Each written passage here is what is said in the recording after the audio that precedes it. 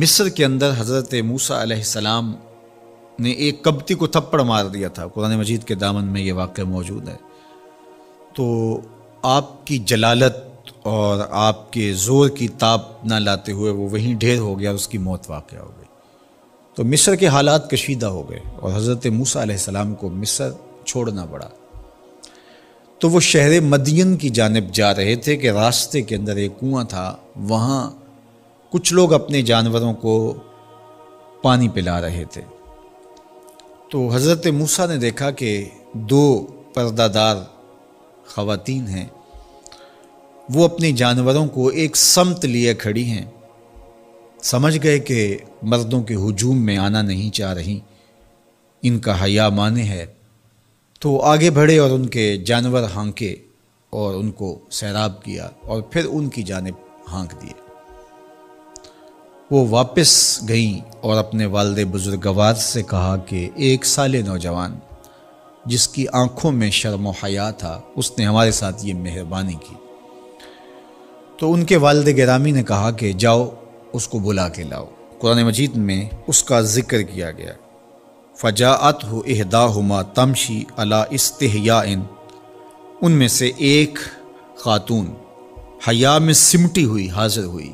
اس نے کہا کہ ہمارے والد گرامی آپ کو بلاتے ہیں، آپ نے ہمارے ساتھ جو مہربانی کی ہے اس کا وہ اجر دینا چاہتے ہیں۔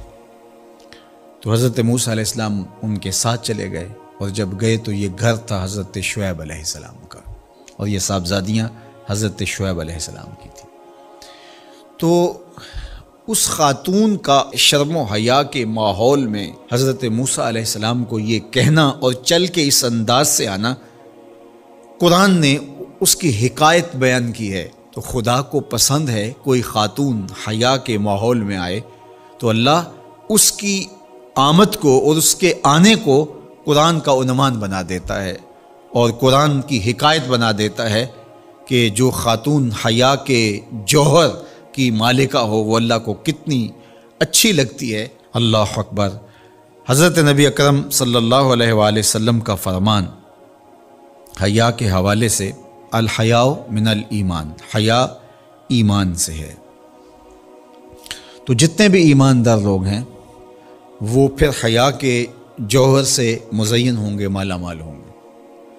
آپ دیکھ لیجئے سب سے بڑے ایماندار تو میرے اور آپ کے آقا مولا ہیں، اور حضور کمواری لڑکی سے زیادہ حیادار تھے۔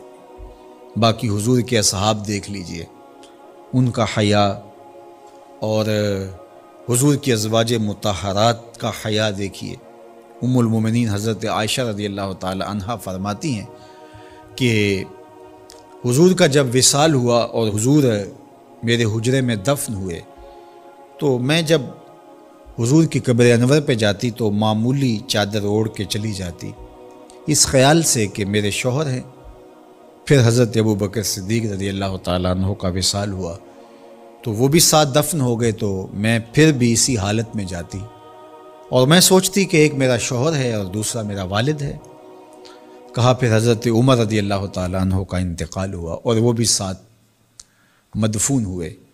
تو حضرت ام المومنین فرماتی ہیں کہ اب جب میں جاتی تو میرا جانے کا انداز مختلف تھا۔ فواللہ ما دخلت الا وانا مشدودۃ علی ثیابی حیاء من عمر۔ کہا اب جب بھی میں جاتی تو خوب اوڑھنی اوڑھ کے اور چادر لے کے جاتی، مجھے عمر سے حیا آتی۔ یہ ام المومنین کا انداز زندگی ہے۔ مخدرات اسلام کو اس سے سیکھنا چاہیے۔